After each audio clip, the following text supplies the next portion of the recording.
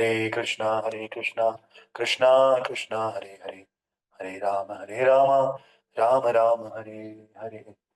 नमो पंकजनाभाय, नमो पंकजमालिने, नमो पंकजनेत्राय, नमस्ते पंकजाग्रये। ग्रंथराज महापुराण की श्रील प्रभुपाद गुरु महाराज की जय। अनंत कोटि वैष्णव वृंद की जय। नमाचार्य श्री हरिदास ठाकुर की जय। जगत गुरु श्री प्रभुपाद गुरु महाराज की जय। दाय गौर हरि प्रेमानंदे हरि हरि बोल। All glories to small devotees, all glories to small devotees, all glories to Shri Guru and Gauranga, all glories to divine Shri Prabhupada की जय। तो आप सबका स्वागत भगवत भागवतम क्लास में। और श्रीमद् भागवत महापुराण हम लोग दूसरे स्कंद का अध्याय संख्या 6 पुरुष सूक्त स्तुति, है ना। आइए इसका श्लोक संख्या 3 हम आज पढ़ेंगे। रूपाणाम तेजसाम चक्षुर दिवसूरस्य चाक्षिणी कर्णो दिशां च तीर्थानां श्रोत्रम आकाश शब्दयो। हरे कृष्ण। हरे हरे कृष्ण प्रभु। रूपाणां तेजसां चक्षुर्दिवा सूर्यस्य चाशनि कर्णो दिशां च तीर्थानां श्रोत्रम् आकाशशब्दयो। हरि बोल। हरे कृष्ण प्रभु जी। नाम चलना। रूपाणां तेजसां चक्षु दिवा सूर्यस्य दक्षिण कर्णो दिशां च तीर्थानां श्रोतम् आकाश शब्दयो। तो कल हमने देखा भगवान के जो दोनों नथुने हैं, है ना, वो सभी प्रकार के श्वास और वायु के उत्पत्ति के स्थान है। और भगवान की जो ग्रहण शक्ति है वो अश्विनी कुमार और समस्त प्रकार की जड़ी बूटियां उत्पन्न करती है। और उनकी जो श्वसन क्रिया है, श्वसन शक्ति है, उससे हर प्रकार की सुगंध उत्पन्न होती है ना। तो आज के श्लोक में प्रभु बता रहे हैं कि उनके नेत्र सभी प्रकार के रूपों के उत्पत्ति केंद्र हैं। जितने भी रूप हमें संसार में दिखते हैं वो सब भगवान के नेत्रों से उत्पन्न होते हैं। वे चमकते हैं, प्रकाशित करते हैं, तथा जो उनकी पुतलियां सूर्य तथा देवी नक्षत्रों की भांति हैं। तो ये तो कर लिया था कल, है ना, कोई बात नहीं। देवी नक्षत्रों की भांति हैं। उनके कान सभी दिशाओं में सुनते हैं और समस्त वेदों को ग्रहण करने वाले। उनकी श्रवणेन्द्रियां आकाश तथा समस्त प्रकार की ध्वनियों की उद्गम है। तो प्रभुपाद जी का तात्पर्य इसमें हमने कल पढ़ लिया था। आज अगला श्लोक। तदगा तदगात्रं वस्तु साराणां सौभगस्य भाजनं त्वगस्य स्पर्शवायुष सर्वमेधस्य चैव हि।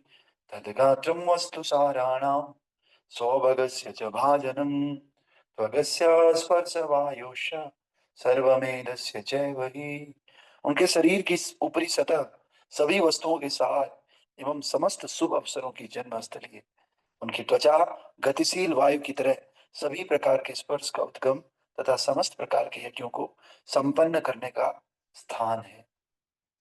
तो कह रहे हैं भगवान के शरीर के ऊपर की सतह, जैसे हमारा अंदर का सिस्टम अलग है, बाहर से एक सरफेस हमको मिल रखा है ना, तो ऐसा ही सरफेस जो भगवान का है वो सभी वस्तुओं का सार एवं जितने भी शुभ स्थलियां होती हैं, शुभ अवसर होते हैं, उनकी जन्म स्थली। और उनकी जो त्वचा है वो गतिशील वायु की तरह सभी प्रकार के स्पर्श का उद्गम स्थान है। और जो भगवान की त्वचा है, जो स्पर्श का रस या स्पर्श की क्वालिटी पैदा होती है, प्रकट होती है, वो भगवान के त्वचा से उत्पन्न होती है। और जितने भी यज्ञों को हम संपन्न करवाते हैं, सारे यज्ञों को संपन्न करने का स्थान भगवान की त्वचा है ना। ये समझिए आप भगवान की त्वचा पे सब कुछ कर रहे हो। तात्पर्य वाय अर्चनीय वंदनीय प्रातः स्मरणीय जगत गुरु श्रील प्रभुपाद जी द्वारा। श्रील प्रभुपाद की जय।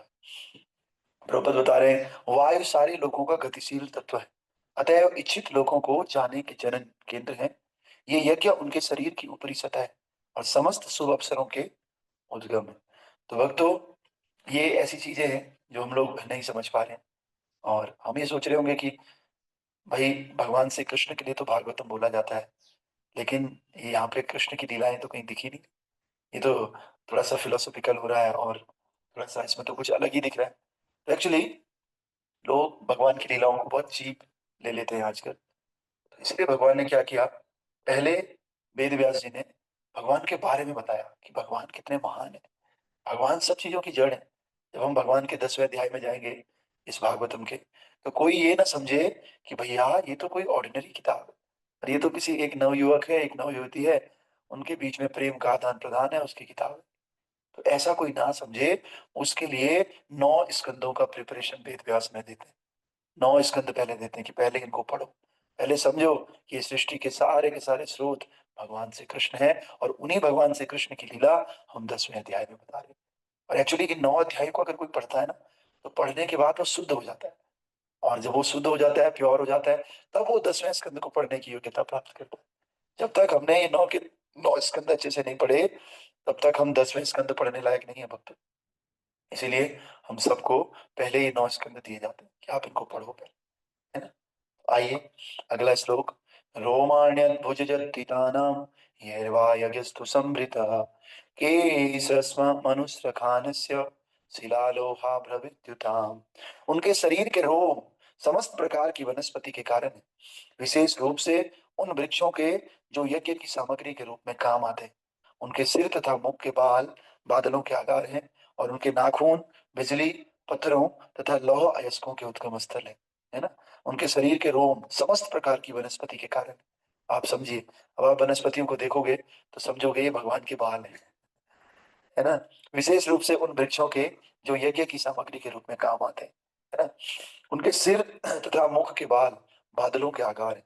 भगवान के जो मुख में बाल आते होंगे या शरीर में बाल आते होंगे, वो बादलों का उद्गम स्थल है। और उनके नाखून बिजली, पत्थरों तथा लौह अयस्कों के उद्गम स्थल है।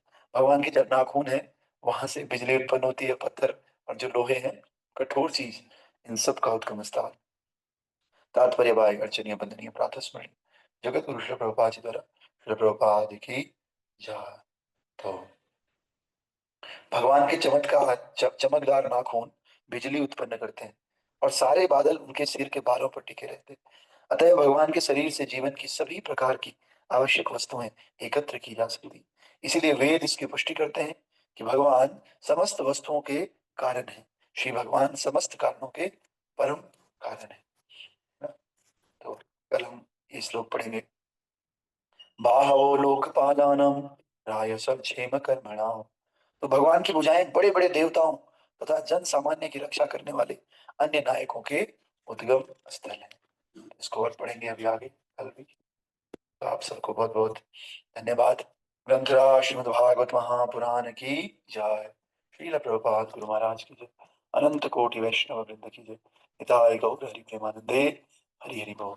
All glories to simple devotees, all glories to simple devotees, all glories to Guru and Guranga, all glories to Divine Vishnu Prabhupada ki